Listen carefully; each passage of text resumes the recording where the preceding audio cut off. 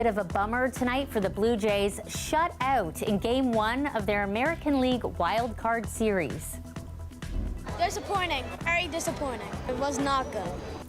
Fans weigh in on what went wrong and what needs to go right tomorrow. Plus, in the end, I lost $5,000, but there's over 20 victims and many have lost over 100,000, so I'm lucky. the man known as Canada's biggest romance scammer is behind bars tonight. We'll hear from his victims and what finally led to his police takedown. I'm broken, I'm hurt. Enough is enough. A much-loved Toronto TV personality resigns from her job, alleging a systematic pattern of discrimination. We'll take you through her human rights complaint against Bell Media. Thanks for joining us. So it wasn't quite the picture-perfect game Ball fans were hoping for tonight. In fact, the Blue Jays were shut out in the wild card opener.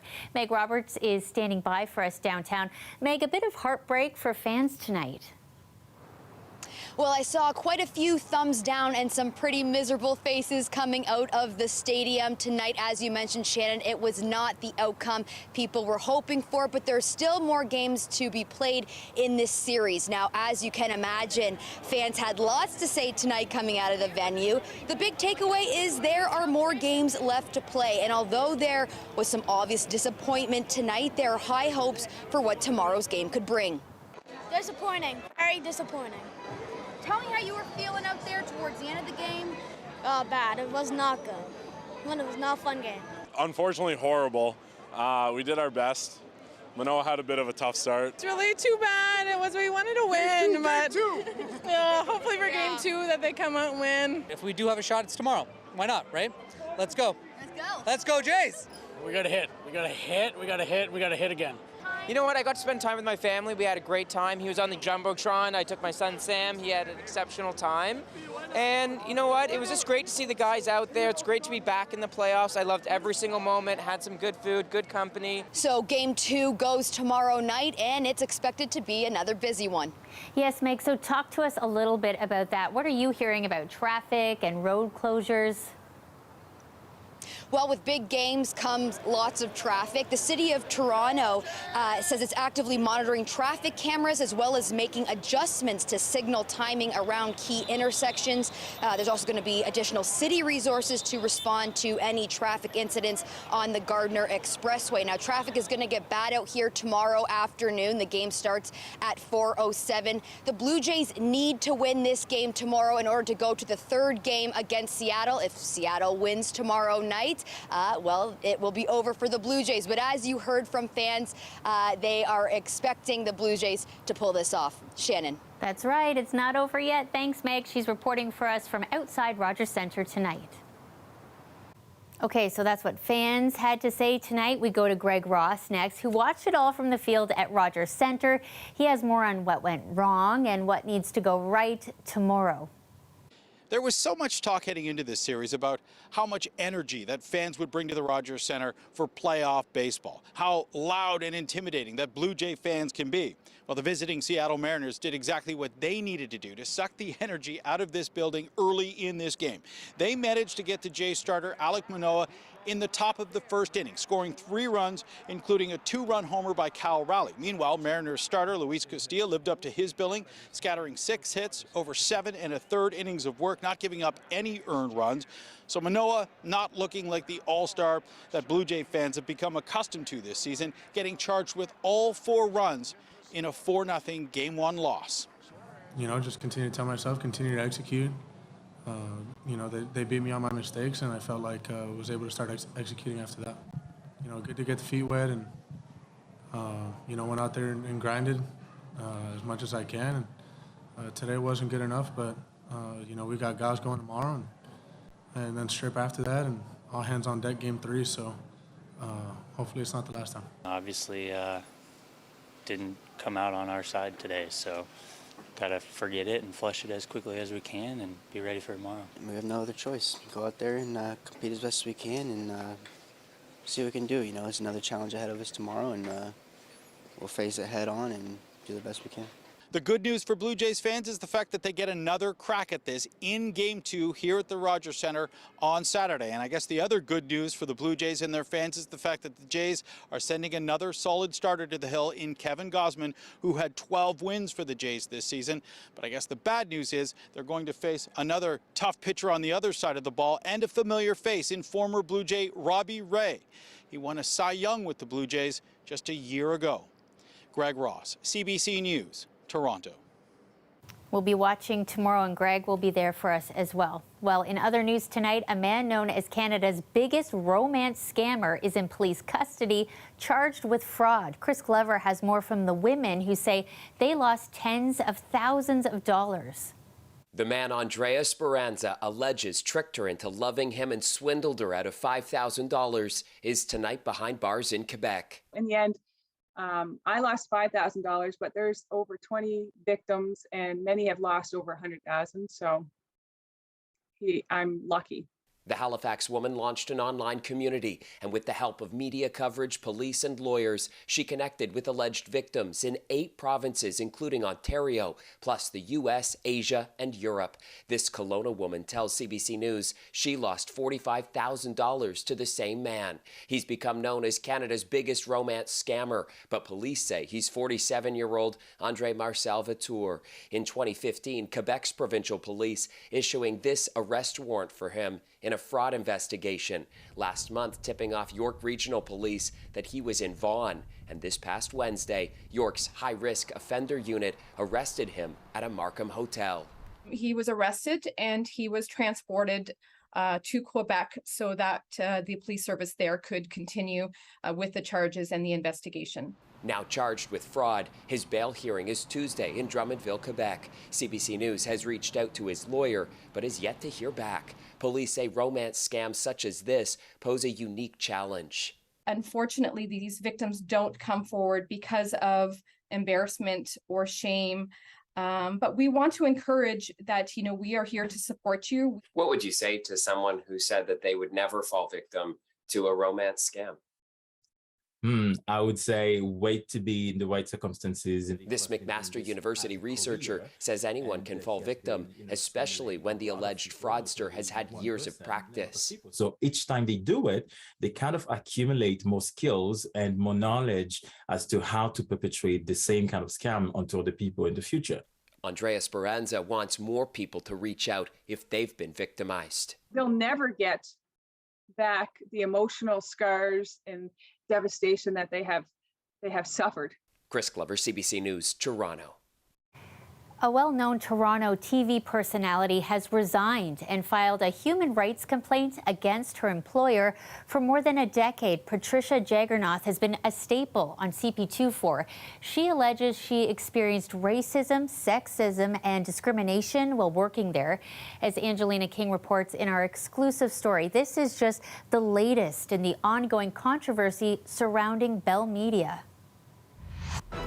Welcome back, my friends. At 24 degrees, you're watching CP24. Patricia Jagernoth says this was her dream, to be on TV representing Black and Indian women and connecting with her community. I'm the girl from the projects, as they call them, but I'm the girl. We're living in metro housing that I got out, I'm the one that was never supposed to succeed. Jagernoth, affectionately known as PJ, has become synonymous with CP24. But this week, after more than a decade, she quit. Enough is enough. I'm broken. I'm hurt. Jagernoth's human rights claim against Bell Media alleges she experienced a systemic pattern of racism, sexism, and discrimination. The claim says she'd been treated as a token and commodity. During her 11 years at CP24, Jagernoth says she was never offered a full-time contract and passed over for numerous jobs. I'm always good enough to fill in, but never good enough to invest in. Why is it that the person who was less qualified than me got the position, but it was always the white person that got the position? Jagernoth says she had no job security and often didn't earn a living wage due to an inconsistent schedule, sometimes only working 2 shifts a week or at other times for weeks straight. Eventually, she says exhaustion and pneumonia landed her in the ICU. As a freelancer, can't say no. If I say no, I might upset them. If I say no, they might shun me. Every hour is bread. Every hour is rent. Every hour is that tank of gas. People don't realize that I'm going through a journey inside too. Her treatment, she says, also led to this breakdown on live TV. It's okay to be sad. It happened during a segment for Bell Let's Talk Mental Health Day. She alleges management at Bell Media never reached out to her about the incident. Jaggernath's claim also says she relied on outside work to supplement her income until this summer, when she says management enforced a 2019 rule that prevented her from doing so without approval. Where am I left? With nothing? In an email to CBC Toronto, a Bell Media spokesperson said, "We do not comment on matters involving current or former staff members, but can confirm that Bell Media takes allegations of any potential discrimination very seriously. If a matter is brought to our attention where an employee did not feel adequately supported, a process is triggered to review and address when required." The allegations have not yet been tested by the Human Rights Commission, and Bell Media has yet to file a formal response. Jaggernath's lawyer hopes the hearing leads to what she calls needed change. She wants some good to come of her experience. She wants the company to listen. Jaggernath's allegations come months after Bell Media's CTV chief news anchor Lisa Laflamme was dismissed mid-contract, a move that raised questions about possible ageism. As for Jaggernath, she says it's the viewers that kept her at CP24 for so long, and just because she's gone, she won't be far. I started this career with hardship, and I persevered. And I'm walking away, and I will persevere. Angelina King, CBC News, Toronto.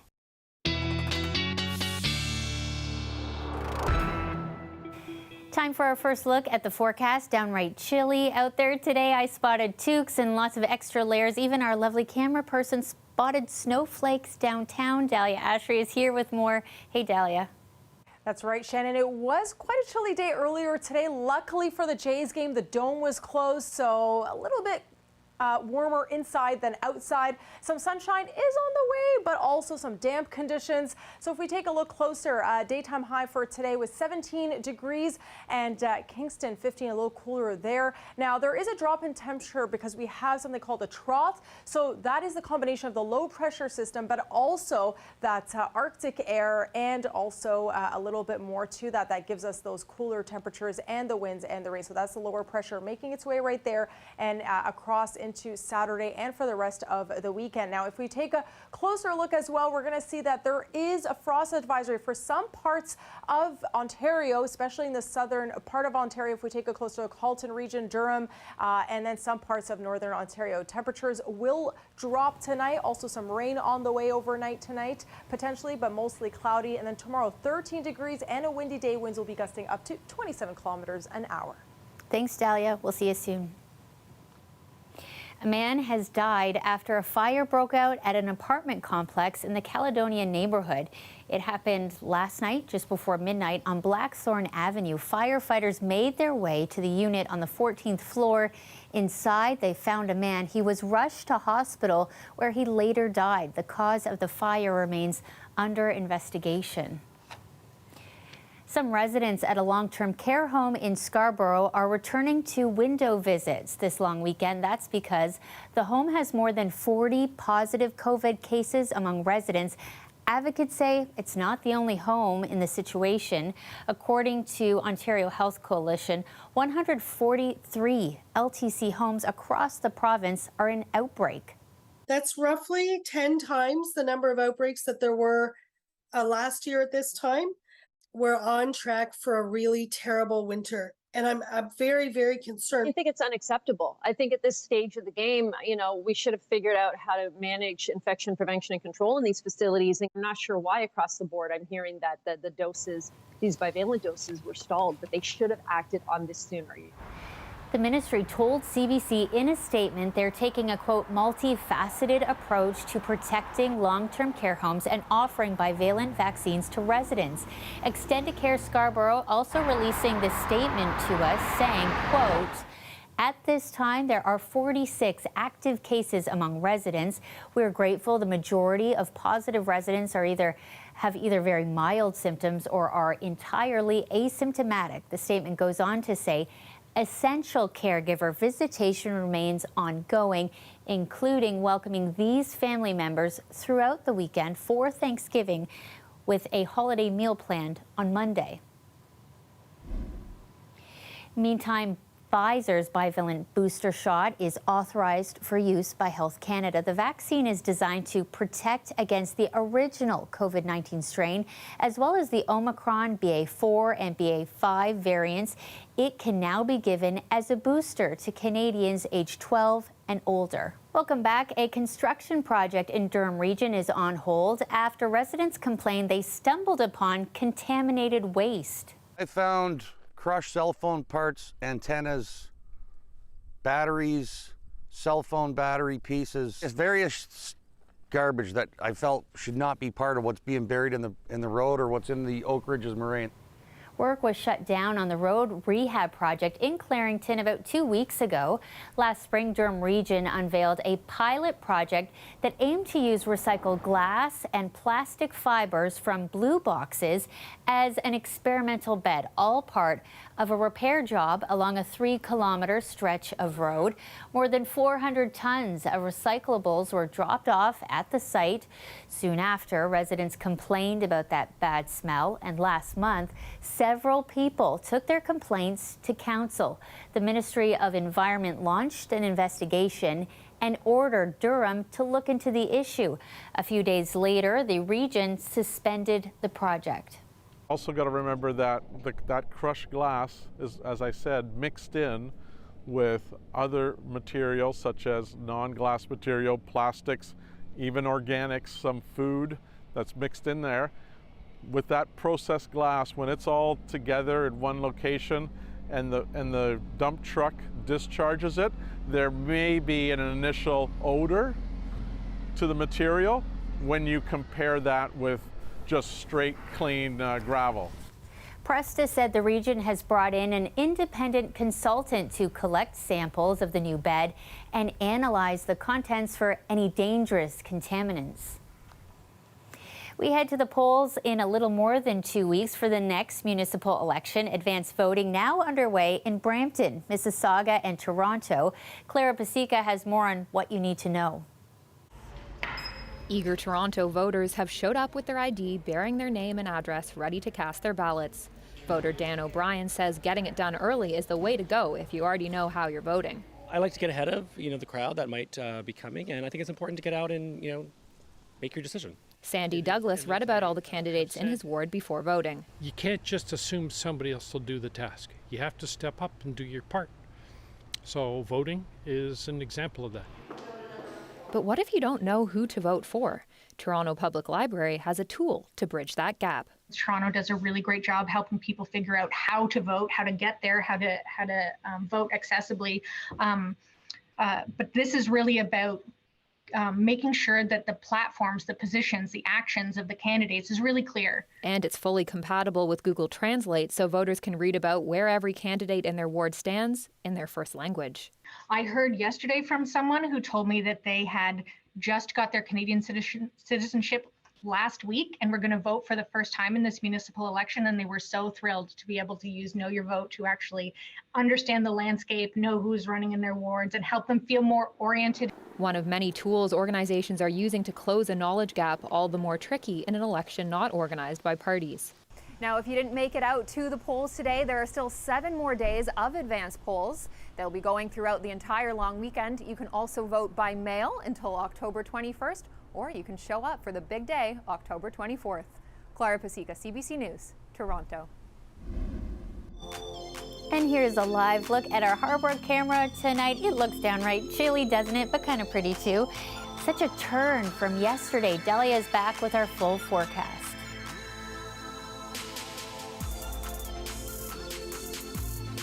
That's right, Shannon. I mean, we saw a 10-degree dip today from yesterday. Yesterday, temperatures were sitting in the 20s, and today, well, we're starting to head into the teens going into the long weekend, so we might see some damp conditions, but also some dry conditions towards the end of the long weekend. The daytime high in Toronto today, 17 degrees, a little cooler out in Ottawa, 14 degrees, and Kingston, 15 if we take a closer look at St. Catharines 11. So it is quite chilly in some parts of the Ontario. So if you take a look at that dark green, that's what's signifying that the trough and the low pressure system and that dip in the jet stream, and that's what gives us those windy conditions, those potential rain conditions. Now Saturday, as you can see, that dark green has kind of gone away, so that means that we won't really be seeing rain too much. Might see some scattered showers, but it's really those frosty conditions towards the evening Saturday night, and then Sunday it clears up again, some potential scattered showers, but Monday there is that chance again that parts of Ontario will be seeing those cooler temperatures, but also rainy and windy conditions. Now that low pressure system that we're talking about is moving across the province that we can see here and across the GTA, and also giving us those windy conditions. But first, take a look at this. There is a frost advisory that is in effect for some parts of southern Ontario and some parts of northern Ontario, especially in some parts of the lower part of the GTA. So also near Hamilton, there's a frost advisory there, parts of Durham region and Halton and Peel. So just keep an eye out on your plants because you might notice that there is some frost on there. Winds will be gusting quite heavily as we head into tomorrow, up to 35 kilometers an hour, and then it will pick up to 43 kilometers an hour. And as we take a look as the long weekend progresses, we see these lovely teen temperatures, cooler temperatures, and some potential scattered showers towards the end of the long weekend. So make sure you have your umbrella with you and a sweater and enjoy that turkey. Thanks, Delia. Welcome back. Tonight's Lotto Max prize is a whopping $70 million, and there's another 56 $1 million Max Million prizes up for grabs. I'm going to buy an island, donate a lot of money to people that are in need. I think I'm going to win. I'm going to buy a house, quit my job for sure. $5 million would work. Maybe tonight's the night. You just never know, right? Well, finally tonight, something pretty cool. We've all doodled on the side of a page, but a British artist has taken the hobby to a whole new level of his house. It's just such a great process. You feel almost like an out-of-body experience. You're just indulging yourself in this free-flowing state. Sam Cox, aka Mr Doodle, has covered every part of his home with art. I feel like that's my 2-year-old's dream. We'll see you again tomorrow night. Thanks so much for joining us.